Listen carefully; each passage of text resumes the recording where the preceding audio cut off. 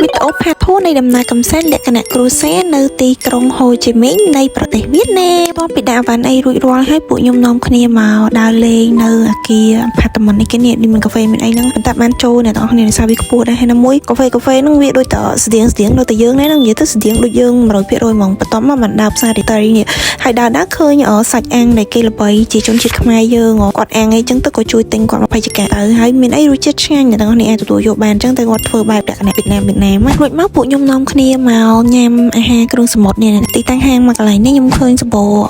អ្នកដែលគាត់ recommend ច្រើនណាស់អញ្ចឹងគាត់ទៅញ៉ាំតាមគេតាមឯងហ្នឹងទៅហើយចំពោះតម្លៃអីរៀងសមរម្យអត់សូវចាក់កមែនទេភាគច្រើនតម្លៃរៀងទូៗហើយរសជាតិវិញគឺយើងអាចញ៉ាំបានទទួលយកបានអញ្ចឹងអ្នកទាំងអស់គ្នាពីហ្នឹងមកខ្ញុំនាំគ្នាដើរ shopping តិចតួចនៅជុំវិញនឹងដែរអញ្ចឹងណានិយាយទៅគឺទីតាំងមកកន្លែងមាននៅចិត្តគ្នាដែរមុនត្រឡប់ទៅអាផាតមិនពួកខ្ញុំក៏នាំគ្នាចូល shopping វ៉ាន់ទុកញ៉ាំជិបចុកបន្តិចមានមីមានអីទៅទុកញ៉ាំល្ងាចឡើងជុំគ្នាលក្ខណៈគ្រួសារអញ្ចឹងណាមួយដែលយើងជួលជាអាផាតមិនហ្នឹងក៏វាស្រួលដែរវាមានចក្រានវាមានអីសម្រាប់វីដេអូថ្ងៃហ្នឹងមានតែប៉ុណ្្នឹងឯងរងចាំទស្សនាជាមួយនឹងវីដេអូបន្តទៀត